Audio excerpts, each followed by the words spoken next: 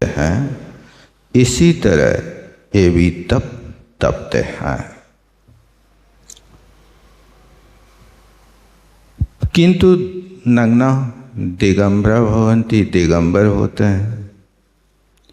क्व दुखानि द्रव्य श्रवण प्राप्नुवन्ति इति चेत, द्रव्य श्रवण कहाँ कहाँ दुख प्राप्त करते हैं?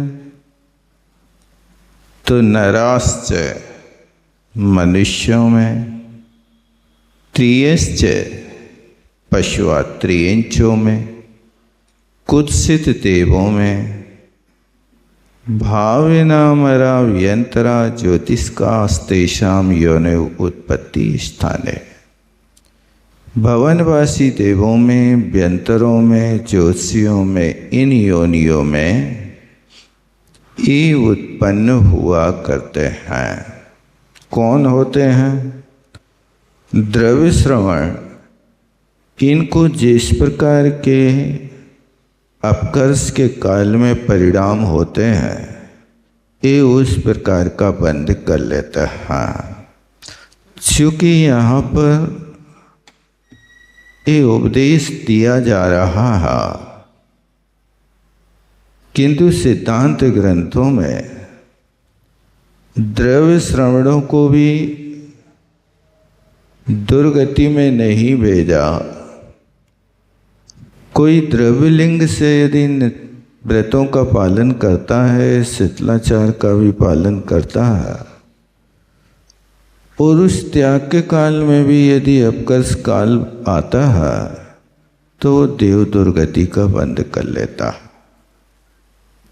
देव दुर्गति यानी भवनत्रकों में उत्पन्न हो जाता है। भवनत्रकों की आयु का बंध तो हर किसी व्यक्ति को सुलभ हो जाती है, क्योंकि इस आयु का बंध मिथ्यात्व के साथ होता है। उन्हें अपने आप में एक दुर्गति के रूप में मानी जाती है। संक्लेश परिणामी जीव हुआ करते हैं। बाकी त्रियंच आदि गतियों में नहीं भेजते हैं, नरक में भी नहीं भेजते, किंतु द्रव्य श्रवण यदि कुछ इस तरह से हैं कि सिर्फ वस्त्र विहीन हो करके ध्यात गुण स्थान में हैं, उनके पास द्रव्य श्रवणों के पास सम्यक दर्शन नहीं हुआ है, रत्नत्रय नहीं है, और बाहर से निर्वस्त्र हैं, तो वे द्रव्य श्रवण कहलाते हैं। रत्नत्रय के बिना जो होते पहले गुण स्थानवर्ती जीव कैसे निकृष्ट परिणाम कर सकते हैं? उनके कारण वे गतियों का बंद कर सकते अपने अनुसार।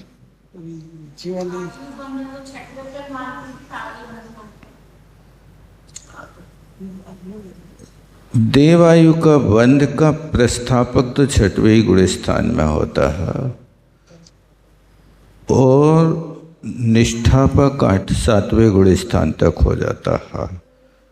उत्कृष्ट स्थिति का बंध होगा तो इससे होगा। उन्हें देखो लिखा ना, सराग संयम, संयमा संयम, अकाम निर्जरा।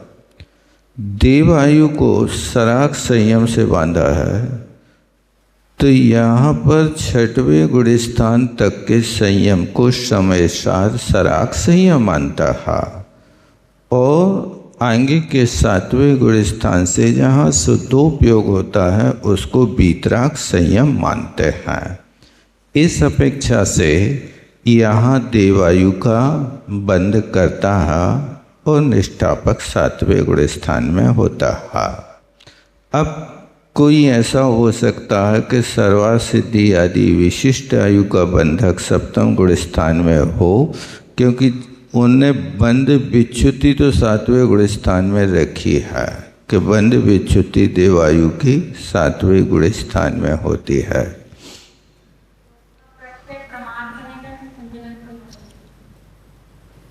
इस सिद्धांत से लगाओगे तो प्रमाद प्रत्यय बनेगा। सराग संयम 6ठे गुण स्थान तक माना जा रहा है, और उमा स्वामी महाराज सराग संयम 6ठे गुण स्थान तक मानोगे तो फिर वहाँ पर 6ठे गुण स्थान में ही बंधक होगा। तत्वार सूत्र के इस उल्लेख के अनुसार।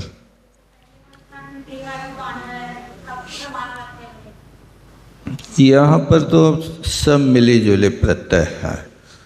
प्रमाद प्रत्यय से तो बंध होता है आयु का। अब मान लीजिए मिथ्यात् गुण स्थान में 16 प्रकृतियों की बंध विच्युति होती है, तो आप कहेंगे कि मिथ्यात् प्रत्यय से कितनी प्रकृति का बंध हो रहा है? तो मिथ्यात् से तो मिथ्यात् का बंध हो रहा,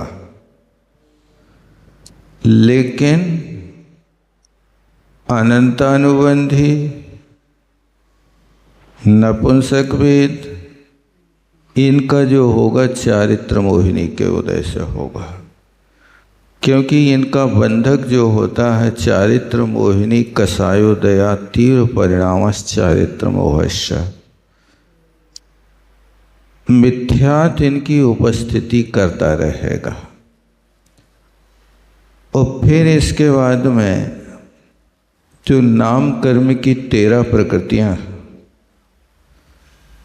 तो नाम कर्म की 13 प्रकृतियों को मिथ्यात् बांध रहा के योग बांध रहा, कसाय से सहित योग परिणाम बांधता है। इसलिए यहाँ पर 13 प्रकृतियों का आश्रय होगा तो योग निमित्तक होगा। योग वक्रता विषंबादनम चासुवस्य नामना। योग प्लस वक्रता। वक्रता कौन दे रहा है? कसाय दे रही। योग क्या कर रहा है? योग वहाँ पर मन वचन काय का व्यापार चल रहा है।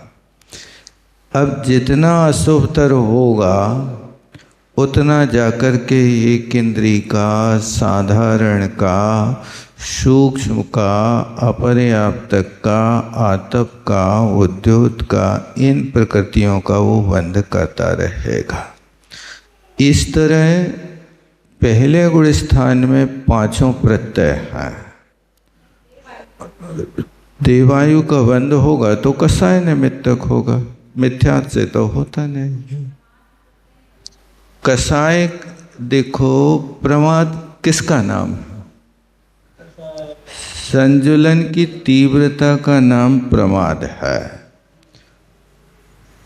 अनंतानुबंधी अप्रत्याख्यान और प्रत्याख्यान का नाम अविरति है। जहाँ पर अनंतानुबंधी अप्रत्याख्यान और प्रत्याख्यान गौड़ हो जाते हैं, वहाँ संजुलन की तीव्रता को प्रमाद प्रत्यय बना करके बंध का कारण करते हैं। ये जितने भी बंध के प्रत्यय हैं, इनमें मोह और योग की ही प्रवृत्ति है और कोई उसमें ज़्यादा नहीं है। इसलिए यथासंभव उसके साथ लगा लेना चाहिए।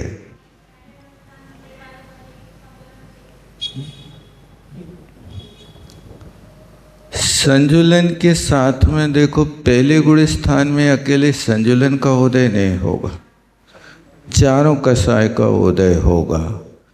लेकिन वैमानिक की आयु का बंध करने के लिए इतनी मंदता चाहिए कि जो संजुलनबद्ध बना देवे। अनंतानुबंधी भी रहेगी तो अनंतानुबंधी के साथ में इतना मंदता का परिणाम आए कि जो उसके लिए जो सम्यक्त की उदय में परिणति होती है, वो परिणति उसकी मिथ्यात् के काल में, सम्यक दृष्टि तो नहीं है, लेकिन मिथ्यात् और कसाय इतनी मंद हो जाए कि जिस मंदता के कारण वो इस आयु का बंध कर सके, ये उसमें लगा लेना चाहिए।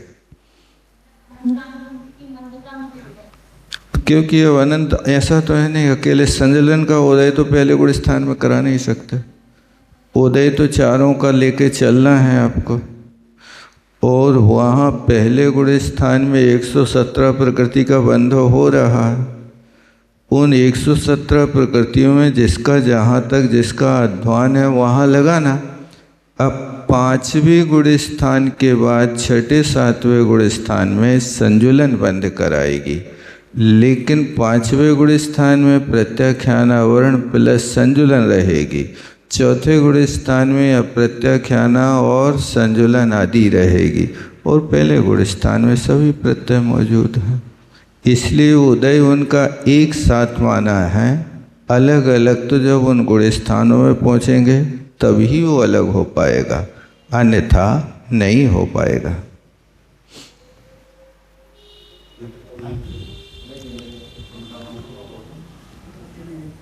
अब आगे कहते हैं, छायाल दोष दूषिय मषणं गसियं अशुद्ध भावेण पत्तोऽस्मावसृणं त्रिगय्येऽणपवशो।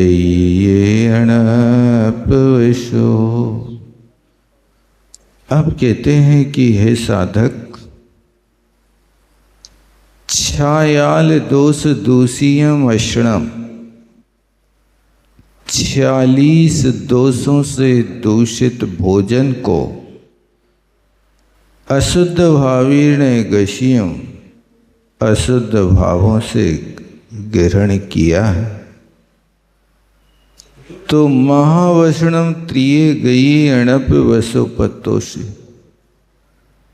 तो अनात्म अवश्य होकर के, पराधीन होकर के, त्रेंच आदि गतियों में जो महाविषण माने भयंकर, व्यसन माने कष्ट का कारण है, उन कष्ट के कारणों को तुम प्राप्त होगे, ऐसा यहाँ पर कहा है। आहार की अशुद्धि त्रेंच गति के आश्रव का कारण बनाया जा रहा है। षट्चत्वारिंश दोषी दूषितम मलिनीकृतम, 46 दोषों से जो मलिन हो गया, ऐसा अशन माने पिंड, असन कहें या पिंड कहें, इस का मूलाचार में अधिकार बनाया है आहार शुद्धि का, तो अधिकार का नाम क्या दिया? पिंड शुद्धि। पिंड शुद्धि का अर्थ असन शुद्धि लगाना। ये यहाँ पर असन का अर्थ पिंड होता है। उसको कहते हैं ना, पिंडा पड़ रहे, पंडा या पिंडा ऐसा कुछ कहते हैं, पिंड कहते हैं ना। तो पिंड कब होता है? आश्विन मास में, यानी बुजुर्गों को रोटी खिला रहे, पानी दे रहे, जिसको कहते पिंड दान, आहार का दान, उनको छिटकी वगैरह दे देते ना, इसलिए उसको पिंडदान कहा जाता है। अब उनकी परंपरा में कुछ पिंड का और भी अर्थ अलग होता हो, ये अलग बात है, लेकिन यहाँ पर पिंडदान का अर्थ, पिंड शुद्धि का अर्थ आहार शुद्धि है।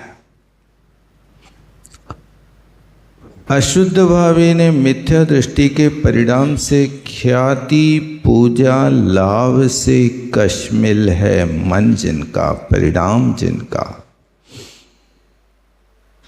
देखो,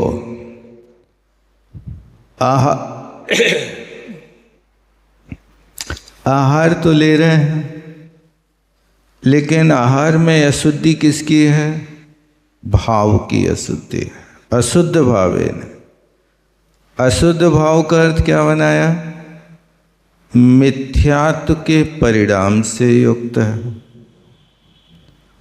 वो मिथ्या दृष्टि, ख्याति, पूजा, लाभ से मलिन है मन जिसका, ऐसे परिणाम से आहार लेता है तो अशुद्ध भाव की कोटि में आ जाता है।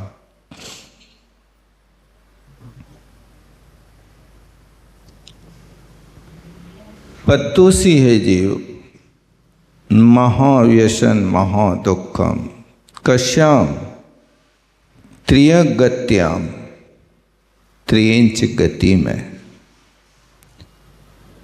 अनात्म वशो पराधीन होकर के। किसकी पराधीनता थी? जिह्वा उपस्थादि षड्इंद्री पराधीना इत्यर्थ। जिह्वा की लोलुपता और वासना की अधीनता उपस्थ इंद्री माने स्पर्शन इंद्री कहलाती है, और जिह्वा माने रसना इंद्री, इनकी मुख्यता होती है। जितना अधिक व्यापार होता है वो स्पर्शन और रसना इंद्री के लिए होता है।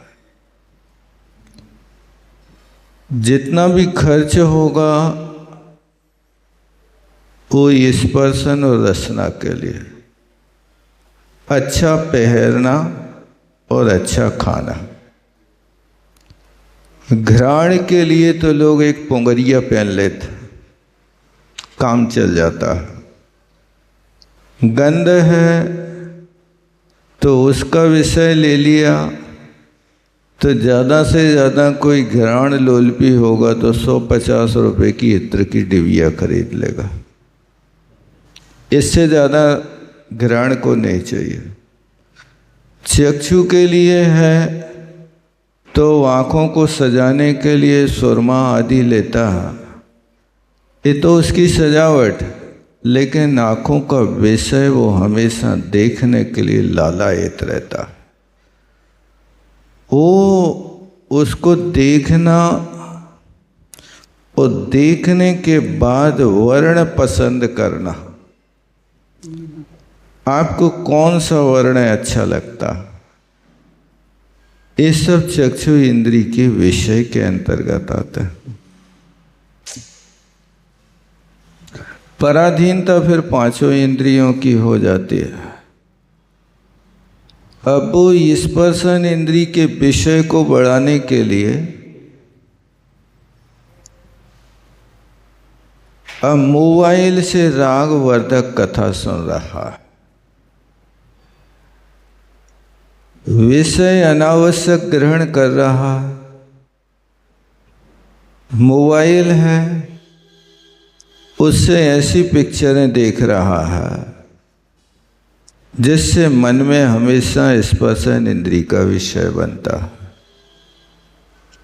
ये सब जो चीज़ें हैं ये अनप्यवशो पराधीनतावश कहलाता है।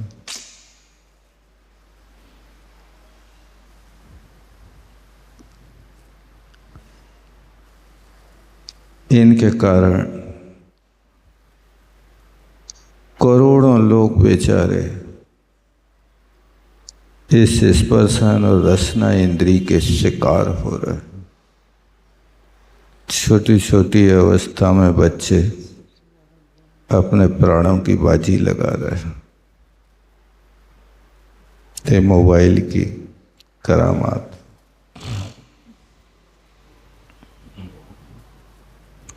अथ केते षट्चत्वारिंशत् असंतोषा। भैया भोजन के 46 दोष कौन से हैं ये बता दो। असनश्य इति चेत्, असन के, ऐसा प्रश्न है तो षोडश संख्या उद्गम दोष 46 की गिनती करते हैं। 16 उद्गम दोष, षोडश उत्पादन दोष, 16 उत्पादन दोष, 10 विधा ऐषणा दोष,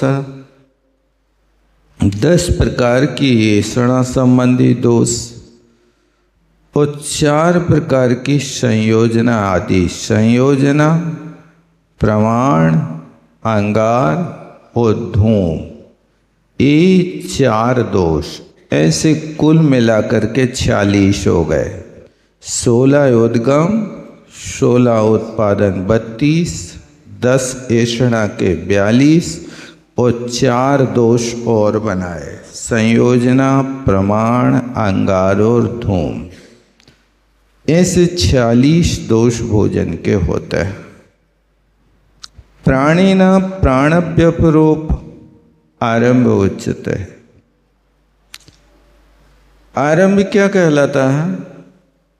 जहाँ पर जीवों का व्याघात करके कोई क्रिया की जाती है उसको आरंभ कहते हैं। ये आरंभ संबंधी दोष होते हैं। प्राणिना उपद्रवणम उपद्रवा कथ्यते। प्राणियों को छेदन भेदन करना उपद्रव कहलाता है। प्राणिना अंगच्छेदादि निद्रावरण अविधेयत है। कहते प्राणियों के अंग को काट करके अलग कर देना उसको निद्रावरण कहते हैं। प्राणिना संताप कारणम परितापना। प्रतिक्रमण में आता ना, उद्दावरणम परिदावरणम परितापनम आदि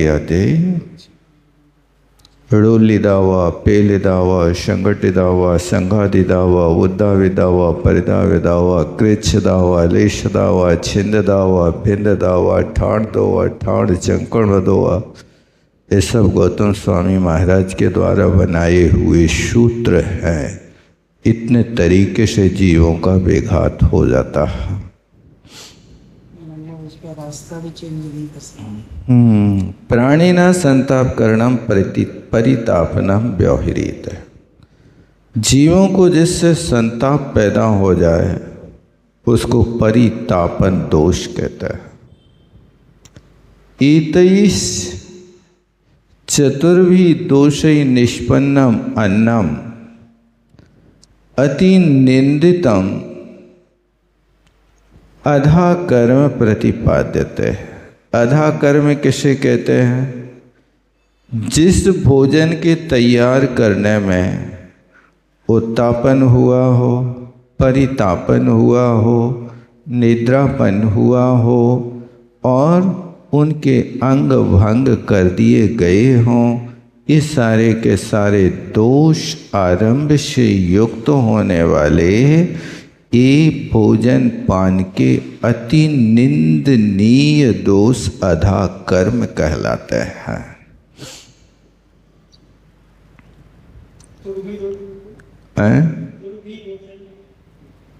तुर्भी नहीं, चतुर्भी।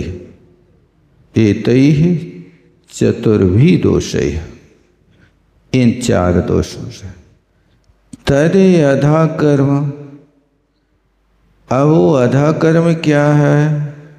मन वचन कायानाम त्रयाणाम प्रत्येकम कृत कारितानु मत भेदै 9 विधम भवति।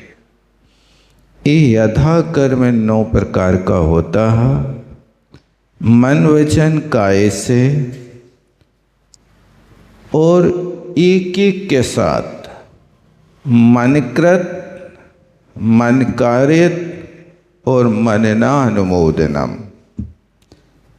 वचनकृत, वचन कारित और वचन अनुमत।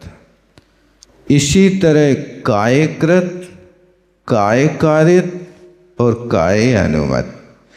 एक एक के साथ 3-3 भेद करो तो ये 9 भेद हो जाते हैं।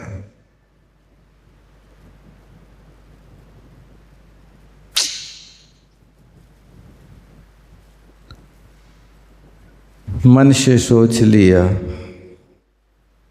पंखा चलाने का त्याग।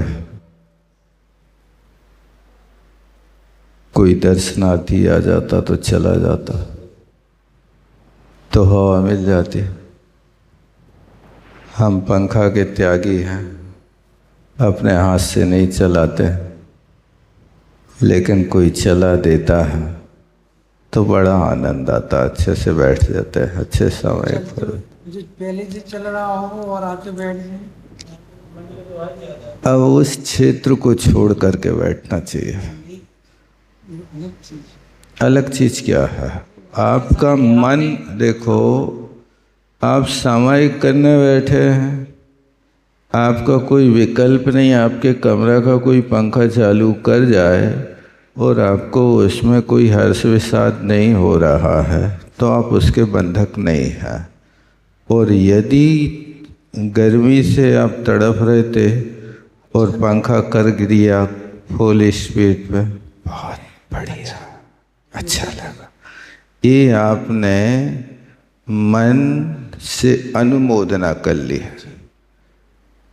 आप कारित है, मन में है तो संकेत आदि अभी ऊपर देख लिया, पंखा बंद खड़ा है, चालू कर दिया, समझ गया तो एक कारित हो गया। अब वो तो है ही। आप हर व्यक्ति की चेष्टा को समझ जाता है, अभिप्राय मन में आने लगता है। आँखों के माध्यम से पूरी बॉडी लैंग्वेज पकड़ ली जाती है, आप क्या कहना चाह रहे हैं आप। ये सब चीज़ें बिना पढ़े लिखे भी जानते हैं। कौन सी इंद्री का व्यापार किस कार्य के लिए निहित है, वो अपने आप व्यक्ति के पास अवसर पाकर के प्रकट होने लगता है और वो कर लेता है अपना काम।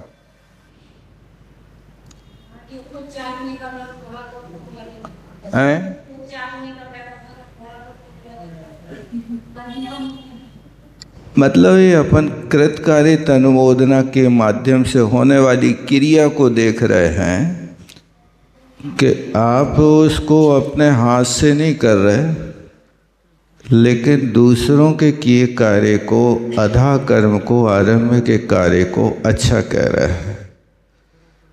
इसलिए उसमें सावधानी रखना चाहिए। आपका मकान बिल्कुल कितना साफ सुथरा रहता है, क्या करते हैं। अब वो साफ सुथरा रखता है तो वो तो कृतकार्य अनुमोदना कर ही रहा, लेकिन तुमने उसके कार्य का आरंभ का समर्थन कर लिया, अनुमोदना कर ली, तो ये पाप आश्रव का हिस्सा आपके भाग में भी आ गया और अच्छा करेगा। इसलिए कई स्थानों पर, इंदौर में एक संत भवन है। संत सब ठहरते हैं, लेकिन वो पर्सनल है, समाज का नहीं है। अब उसने इसलिए अपने पास रखा कि रख रखाव अच्छा होता। पूरे संत भवन में रोज झाड़ू पोंछा वो करता है, अपने कर्मचारियों से करवाता है।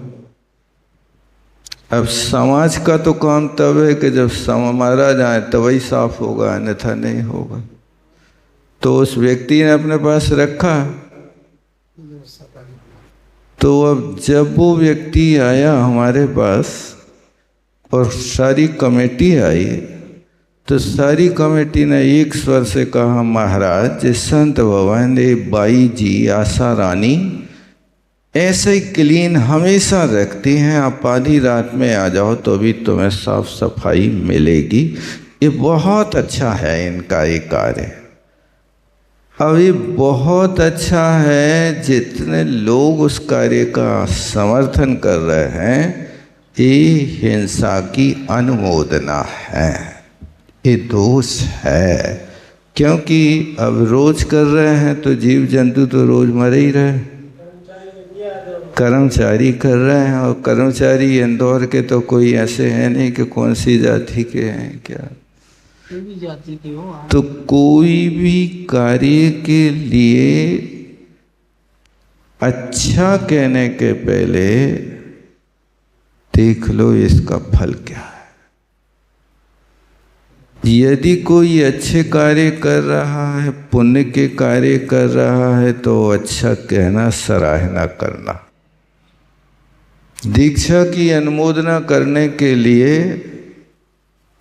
देवता लोग आ जाते हैं स्वर्ग से, जो कभी नहीं चलता है। लेकिन तीर्थंकर जाओ अपनी राज सभा में बैठ कर के रंगमंच देख रहे हैं, जब नीलांजना का नृत्य चल रहा है उस समय कोई भी लोकांतिक नहीं आया। लोकांतिक तब आए जब 12 भावनाएं चलने लगी। ये कोई 12 भावना पड़ता है तो समर्थन करो, बहुत अच्छा काम करते हैं। इसलिए हर किसी स्थान पर तकिया कलाम नहीं होना चाहिए। बहुत अच्छा, बहुत अच्छा, बहुत अच्छा नहीं, पहले बहुत अच्छा बोलने के पहले देख लो अब क्या है उसका। आपने अच्छा कहा है तो पाप में और प्रवृत्ति करेगा सामने वाला, कल से और ज़्यादा साफ सफाई करेगा।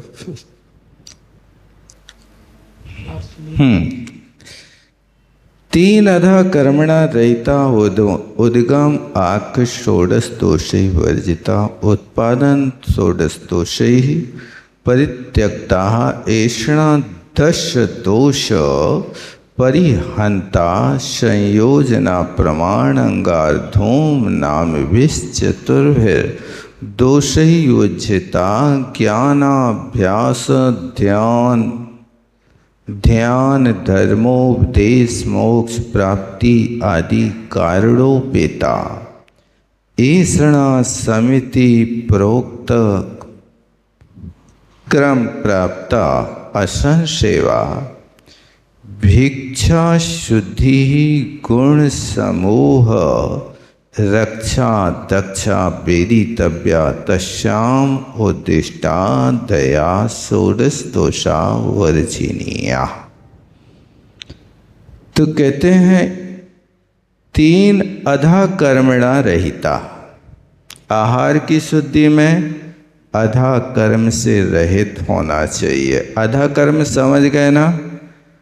अधा कर्म के 4 भेद बनाए थे ना इन्हें, कौन कौन से? आरंभ, उद्रापन, विद्रापन, परितापन। इन 4 दोषों से मन वचन काय कृत कार्य तन्मोदना से अच्छा कहना ये अधा कर्म कहलाता था। उस अधा कर्म से रहित उद्गम नामक 16 दोष से रहित, उत्पादन आदि 16 दोषों से रहित और ऐषणा आदि 10 दोष से रहित, संयोजना प्रमाण अंगार धूम है नाम जिनका, ऐसे 4 दोषों से रहित, ऐसा 46 दोषों से रहित ज्ञान के अभ्यास में और ध्यान के कार्य में, धर्म के उपदेश में, मोक्ष की प्राप्ति में, इन कारणों से सहित होवे तो ऐषणा समिति निर्दोष कहलाती है। यानी आहार लिया है तो फोकट का आहार नहीं है, आहार करके आओ, इतने काम करो। कितने काम करना है?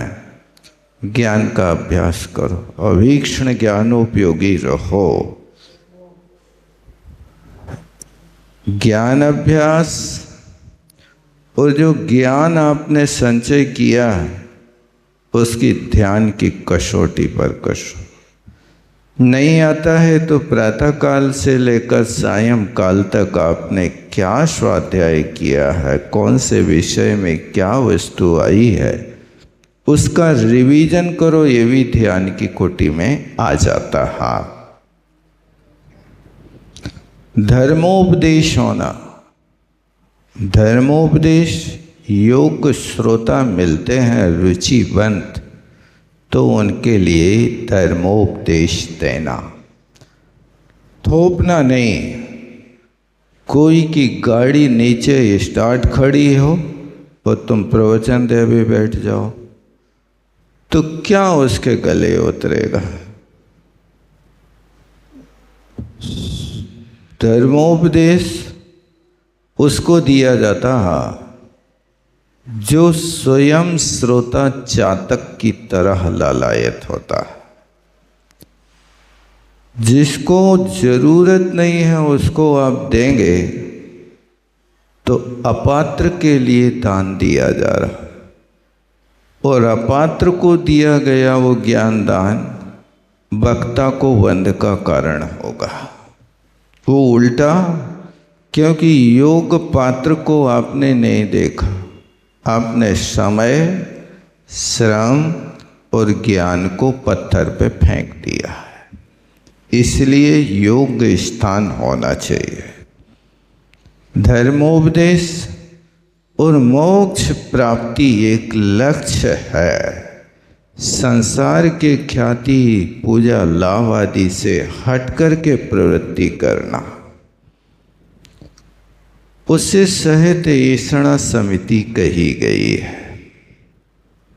एक क्रम प्राप्त असन सेवा यानी भोजन सेवन करना, ये भिक्षा शुद्धि, गुणों का समूह, उन गुणों की रक्षा करने में दक्ष निपुण है, ऐसी ऐषणा समिति वेदी तक। तस्याम उद्दिष्टादया, और उसमें जो उद्दिष्ट आदि 16 दोष हैं उनका कथन करते हैं। देखो यहाँ पर दा में ई की मात्रा भी है और रीरी भी है। उद्दिष्ट होना चाहिए, उसको दो चीजें रीरी भी लगा दे, ये भी लगा दे, क्या उच्चारण करोगे? उद्दिष्ट होना चाहिए। दा में दा होना चाहिए, रीरी नहीं होना चाहिए। चौथे नंबर की लाइन में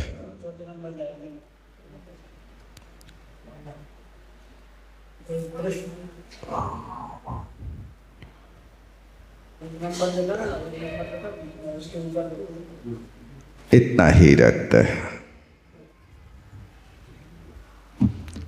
वाणी के ज्ञान से सूझे लोकार सोवाणी मस्तक। हे छिन्वाणी भारती।